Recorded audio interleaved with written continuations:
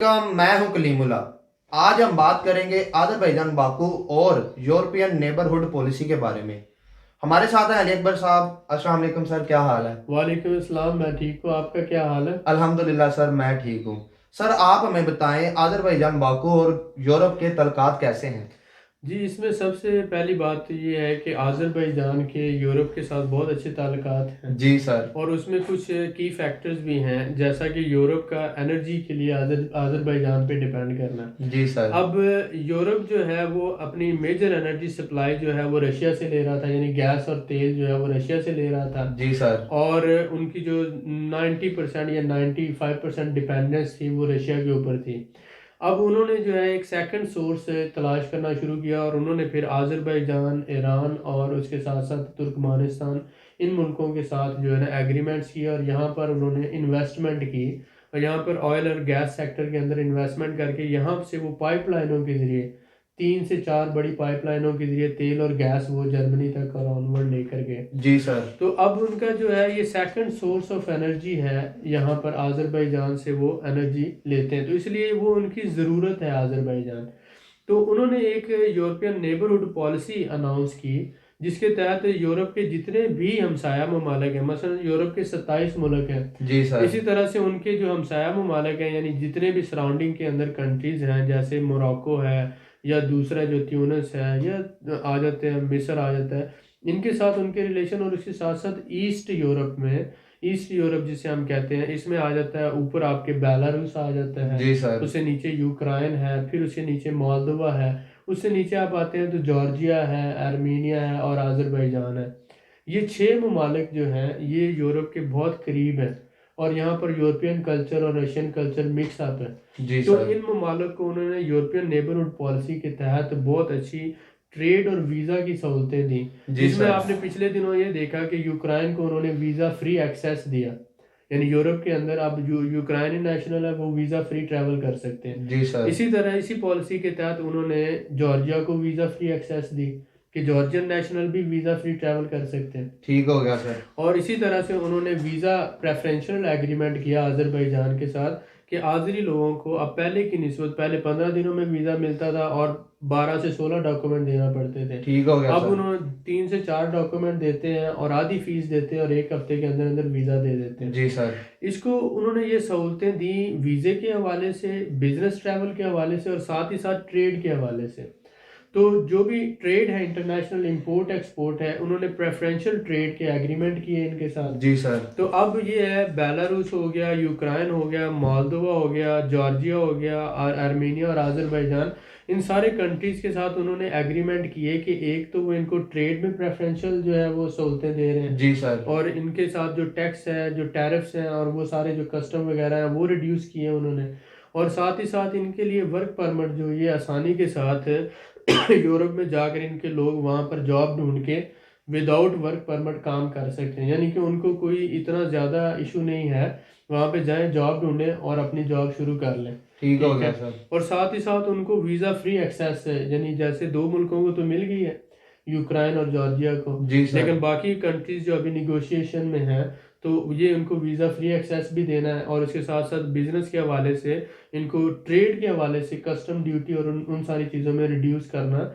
तो बिजनेस के लिए ये बहुत अच्छी चीज़ है। अगर कोई भी बंदा मैन्युफैक्चरर है या इंडस्ट्री लगा रहा है, तो वो ये देखता है कि अगर उसकी मार्केट जो है वो ज़्यादा से ज़्यादा काम करना चाहता है यूरोप के साथ, तो वो कोशिश करेगा कि वो अपना सेटअप जॉर्जिया में लगाए या अज़रबैजान में सेटअप लगाए। अज़रबैजान जॉर्जिया की निस्बत क्यों अच्छा है? क्योंकि पाकिस्तानी होने के नाते हम मुसलमान हैं और ये भी मुसलमान है, तो यहाँ पर आपको ज़्यादा सहूलतें मिलती हैं, लेबर सस्ती है, लैंड सस्ती है, और उसके अलावा एनर्जी का कोई प्रॉब्लम नहीं है यहाँ पर, जी सर। यानी कोई शॉर्टफॉल नहीं होता है एनर्जी का। तो अगर आप मैन्युफैक्चरिंग यूनिट यहाँ पर लगाते हैं, तो यूरोपियन नेबरहुड पॉलिसी के तहत आप अपनी प्रोडक्ट्स को आसानी से पूरे यूरोप में जो है सेल कर सकते हैं, एक्सपोर्ट कर सकते हैं। जी सर। और उसके साथ यूरो एशियन जो रशिया की आ जाती है, जिसमें रशिया और बेलारूस है, और उसके साथ साथ कजाकिस्तान है। जी तो सर। ये 3-4 मुल्कों ने अपनी यूरो एशियन के नाम से एक ट्रेड यूनियन बनाई हुई है। इसमें अगर आप कोई भी प्रोडक्ट्स एक्सपोर्ट करते हैं तो उन पे एक ही कस्टम ड्यूटी लगती है, तो आप काजाकिस्तान भेजें तो वहाँ से रशिया और बेलारूस तीनों मुल्कों में आप उसे सेल कर सकते हैं, एडिशनल कस्टम नहीं होगा। जबरदस्त सर। तो अगर प्रोडक्ट आप मैन्युफैक्चर कर रहे हैं आज़रबाईजान में, तो आपके पास 3 तरह की बड़ी मार्केटें आ जाती हैं। एक तो यूरो एशियन आ जाती है, जी दूसरी सर। यूरोपीय यूनियन आ जाती है, तीसरी आपके पास टर्किश मार्केट आ जाती है। तो इन सारे कंट्रीज़ में क्योंकि आप करीब हैं इनके, ईज़ी एक्सेस मार्केट की बहुत ईज़ी है, जी सर। और कस्टम ड्यूटी जो है वो रिड्यूस है। तो इसलिए अगर आप मेड इन आज़रबाईजान प्रोडक्ट कोई बनाते हैं तो उसके लिए बहुत ज़्यादा स्कोप है। और साथ ही साथ जो हमारे भाई यहाँ पर बैठ के बिजनेस करना चाहते हैं, जी सर। तो उनके पासपोर्ट की वैल्यू, उनको टेम्परेरी रेजिडेंस, परमानेंट रेजिडेंस और फिर आगे वीज़ा लेना यहाँ से कनाडा, अमेरिका, जापान, पूरे यूरोप में जहाँ पर भी आप जाते हैं बड़ी आसानी से आपको, अगर आपका रियल बिजनेस बैकग्राउंड है, आप गवर्नमेंट को टैक्स पे कर रहे हैं, आपका बिजनेस सेटअप है, तो वीज़ा लेने में आपको कोई इशू नहीं है, आप बड़ी आसानी से ले लेते हैं और ट्रैवल करते हैं। जी सर, बहुत शुक्रिया।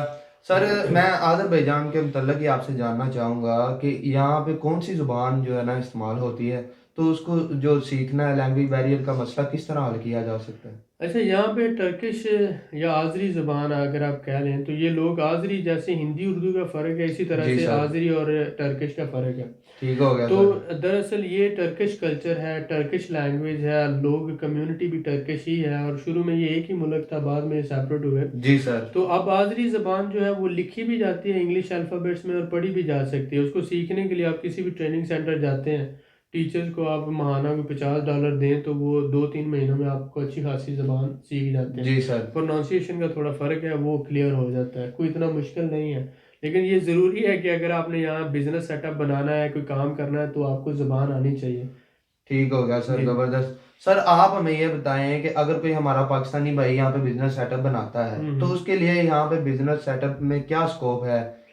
इस हवाले से आप गाइड करें। जैसा कि मैंने बताया कि अगर कोई पाकिस्तानी भाई मैन्युफैक्चरिंग यूनिट लगाता है, ठीक हो तो गया। मैन्युफैक्चरिंग यूनिट में वो मेड इन आज़रबाईजान जब कोई प्रोडक्ट बनाएगा, तो दुनिया की जो 2 बड़ी मार्केट है, एक तो रशियन सेक्टर पूरा आ जाता है, दूसरा यूरोपियन सेक्टर पूरा आ जाता है। जी सर। दोनों में उसको ईज़ी एक्सेस है और दोनों जगह पर वो अपनी प्रोडक्ट बड़ी आसानी से सेल कर सकता है। ठीक हो गया। तीसरी बात ये आ जाती है कि ये जो आज़रबाईजान है, ये मिनी दुबई बनने जा रहा है। जी सर। यहाँ पर ट्रांजिट ट्रेड का बहुत ज़्यादा स्कोप है। तो आप जापान, कोरिया से जो प्रोडक्ट्स आ रही हैं वो सारी यूरोप जा रही हैं, और इसी तरह से यहाँ रेल के ज़रिए लिंक्ड है, जर्मनी तक आपकी प्रोडक्ट जा रही है।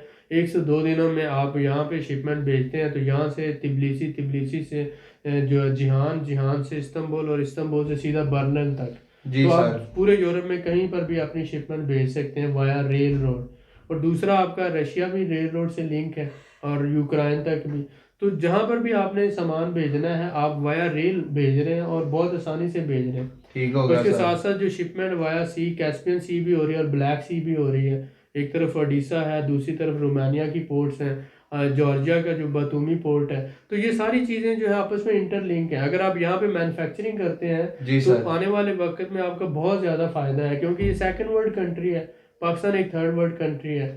पाकिस्तान हमें अपनी जान से ज़्यादा प्यारा है, जी लेकिन सर। मकसद ये है कि बिजनेसमैन ये सोचता है कि पाकिस्तान में भी उसका सेटअप है और एक छोटा सा सेटअप वो यहाँ पे लगा लेता है, तो वो इसका डबल फ़ायदा लेता है। ये यहाँ वहाँ पर मेड इन पाकिस्तान चल रहा है, यहाँ पर मेड इन आज़रबाईजान चल रहा है, और अपनी प्रोडक्ट्स को वो ग्रो कर रहा है बहुत ज़्यादा। जी सर, ज़बरदस्त, बहुत जी। शुक्रिया। सर आप हमें ये बताएँ, अगर कोई हमारा पाकिस्तानी भाई यहाँ पे बिज़नेस सेटअप करता है, जी, जी। तो उसके लिए टैक्स की रेशो क्या है? नॉर्मल जो टैक्स की रेशियो है वो 4% तक है। जी आप अगर सर। होलसेल और रिटेल का काम करते हैं तो 4% आप उस पे टैक्स देते हैं। जी सर। प्रॉपर्टी टैक्स 14% है, ऑफिस है या घर है या कोई भी आप लेते हैं तो उस पे 14% आप टैक्स देते हैं। ठीक हो तो गया। यूरोपीय यूनियन की निस्बत यहाँ पे टैक्स कम है, सहूलतें भी ज़्यादा हैं, और एज़ कम्पेयर टू लेबर भी सस्ती है, एनर्जी भी सस्ती है, और उसके साथ साथ आपको लैंड भी सस्ती मिल जाती है। तो एक मैन्युफैक्चरिंग यूनिट लगाने में आपको बड़ी आसानी है। उसके साथ साथ अगर आप इंपोर्ट एक्सपोर्ट में हैं, या फिर आप कोई सेल परचेज का काम करना चाहते हैं, या आप ट्रेडिंग करना चाहते हैं, तो भी आपके लिए ये बहुत अच्छा है, जी क्योंकि सर। बेसिकली एक ट्रेडिंग कंट्री है। जी सर, बहुत शुक्रिया सर। जी भाई। सर आप हमें ये बताएं कि सऊदी और दुबई की निस्बत हमारे पाकिस्तानी भाइयों के लिए यहाँ पे बिजनेस करना कैसे फ़ायदेमंद साबित हो सकता है? जी, जैसा कि आप भी जानते हैं कि जो लोग सऊदी अरब या दुबई में अपनी ज़िंदगी का एक अरसा गुजार चुके हैं, ऐसा ही है सर। पिछले 30 साल से 20 साल से वहाँ पर रह रहे हैं, तो वो एक तो कफ़ील सिस्टम के तहत वहाँ पर काम करते हैं, जी सर। डिपेंडेंट होते हैं, 100% ऑनरशिप नहीं होती। दूसरा ये होता है कि वहाँ पर जो इन्वेस्टमेंट उनकी इनसिक्योरिटी उनको फील होती है। जी सर। तीसरा अपनी फैमिली को नहीं ला सकते वहाँ पर, लाते हैं तो बहुत ज़्यादा फीसें और बहुत ज़्यादा जो पैसे वो चार्ज किए जाते हैं उनसे। चौथी वो उनको नेशनैलिटी नहीं मिलती।